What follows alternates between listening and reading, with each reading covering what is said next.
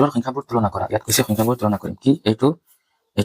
অৰ্থাৎ এইবোৰৰ মাজত কোনটো ডাঙৰ তুলনা কৰা মানে কোনটো ডাঙৰ সেইটো আমি তুলনা কৰিম আহা তুলনা কৰি চাও 2 নম্বৰৰ 4 নম্বৰৰ 1 নম্বৰটো ইয়াত কি কৈছে 4 নম্বৰৰ 1 নম্বৰত multiplication 2 to the power 8 into 8 to the power 2 2 to the power 8 আৰু কি আনটো হৈছে 8 to the power 8 স্কয়াৰ এই দুটা এতিয়া তোমালোকে চোৱা 8 স্কয়াৰক আমি কি লিখিব পাৰো চোৱা 8ক 2 কিউব লিখিব পাৰো 8ক 2 কিউব লিখিব পাৰো হয়নে কাৰণ 2 তিনিটা পূৰণ কৰিলে 2 পূৰণ 2 পূৰণ 2 ইকুৱেল কিমান হয় 8 হয় 2 2 গুণ 4 4 গুণ 8 অৰ্থাৎ 2 ৰ কিউব মানে 8 আৰু তাৰ ওপৰত স্কয়াৰ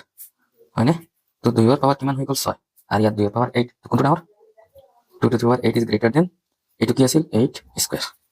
গম পাইছা কেনেকৈ মই কৰিলো এতিয়া আহা কোৱেশ্চন নম্বৰ 2 to চোৱা ইয়াত দিছে 2.7 into 10 to the power 12 2.7 into 10 to the power 12 আৰু সেইটো সংখ্যা কি দিছে 1.5 into 10 to the power 8 এই দুটা সংখ্যা ইয়াত চোৱা এই দুটা সংখ্যা এতিয়া কোনটো ডাঙৰ কোনটো সৰু কেনেকৈ গম পাম তোমালোকে নিজে চোৱা নিজে চাই লোৱা ইমান হেৰি কৰিব নালাগে এইটো 2.7 এইটো 2.7 ইয়াত এইটো ডাঙৰ নে নাই এইখিনিৰ তুলনাত এইখিনি ডাঙৰ নে নহয় 2 টকা 7 পইচা পাবি লোৱা ইয়াত 1 টকা 5 পইচা এইটো অলৰেডি ডাঙৰ ইয়াৰ পিছত 10ৰ পাৱাৰ এইটো ডাঙৰ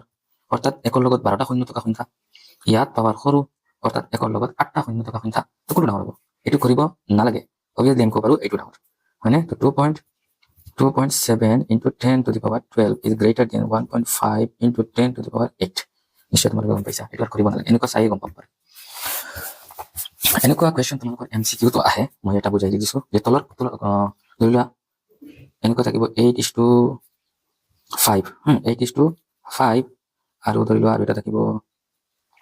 জাস্ট মই দিলো আৰু 3:7 ক'ব যে তলৰ এই অনুপাত কেইটা তুলনা কৰা এই দুটা অনুপাত তুলনা কৰিব লাগে যে কোনটো ডাঙৰ ঠিক আছে এই দুটা অনুপাত তুলনা কৰিব লাগে কোনটো ডাঙৰ তো আমি কেনেকৈ লিখিম প্ৰথমে 8/5 লিখিলো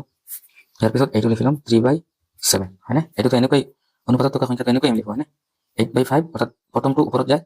নেক্সটটো 2 নম্বৰটো তলত যায় প্ৰথমটো ওপৰত 2 নম্বৰটো তলত তো এনেকৈ লিখিলো এতিয়া তুমি মনে মনে ভাবাচোন 5 ৰে যদি আমি 8ক ভাগ দিওঁ তেনেহলে কি এবাৰ যাব ইয়াৰ পিছত দশমিকত কিবা ওলাব হয়নে ইয়াত চোৱা 7 যদি আমি 3ক ভাগ দি পাৰিম নেকি এবাৰো নাযায় তাৰ মতলব প্ৰথমে আমি শূন্য দি দশমিক দিব লাগিব ইয়াৰ পৰা আমি কি গম পালো এইটো জি ওলাব একতকৈ সৰু আৰু এইটো জি ওলাব একতকৈ ডাঙৰ সেইকাৰণে এইটো ডাঙৰ ক'ব পাৰো